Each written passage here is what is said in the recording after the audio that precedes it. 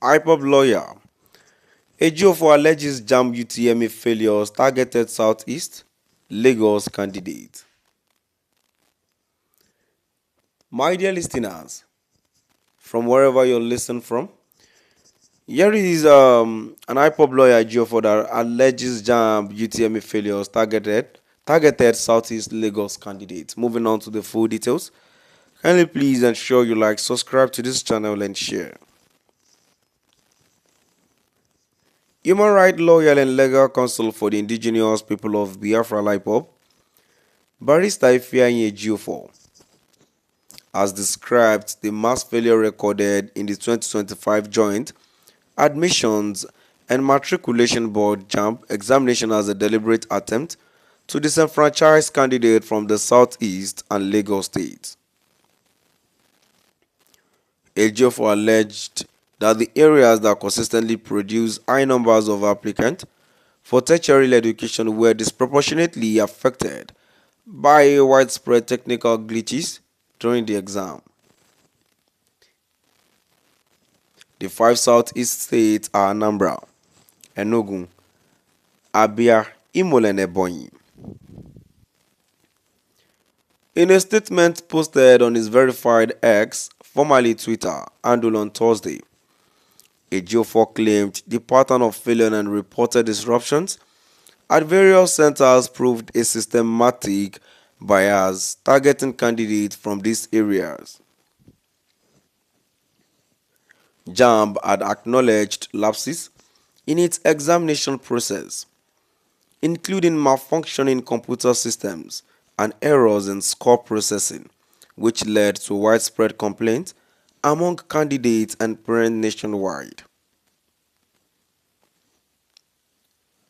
The examination body earlier announced that a total of 379,997 candidates in Lagos and the 5 Southeast states would be rescheduled for another sitting of the UTME. JAMB Registrar Prof. Ishaq Oloyede disclosed this during a press briefing in Abuja on Wednesday, acknowledging that errors during the initial examination negatively affected the performance of some candidates.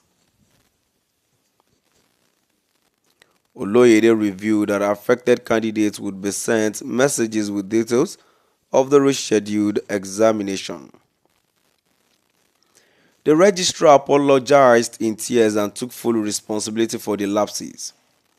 As the registrar of JAMB, I hold myself personally responsible, including for the negligence of the service provider, and I unreservedly apologize for it and the trauma that it has subjected affected Nigerians to, directly and indirectly, he said.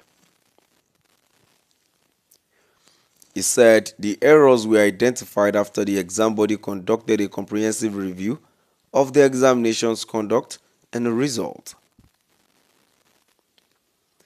The decision followed mounting pressure from education stakeholders, parents, and civil society groups who had condemned the dismal performance of candidates in his year's examination.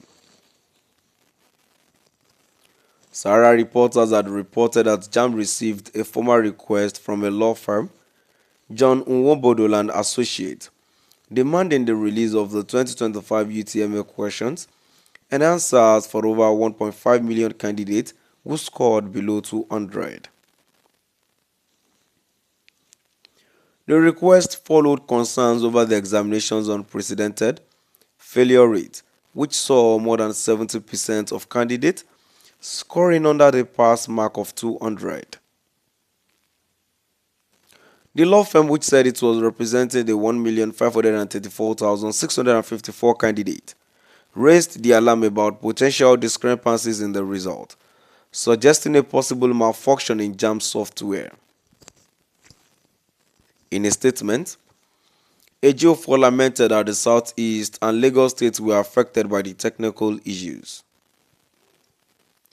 The lawyer said while commendable strides have been made under the leadership of the JAMB registrar, Prof. Ishaq Oloyede, particularly in promoting transparency and operational reform. The recent controversies surrounding the 2025 UTME result and the acknowledged technical glitches reveal a more disturbing reality: a systemic dysfunction that continues to produce avoidable casualties. He said, "This pattern raises troubling questions. It seems less of a coincidence and more of a deliberate act of regional disenfranchisement, especially when viewed against the backdrop of growing political intolerance and exclusionary tactics." When access to higher education, one of the last hopes for equity, is tampered with, it strikes at the very heart of national cohesion, he warned. This is not merely a JAMB issue, it is a national emergency. Ejiofor, however, suggested that these challenges reflect a deeper malaise in Nigerians' governance framework. My dear listeners, now we've come to the end of our today's news.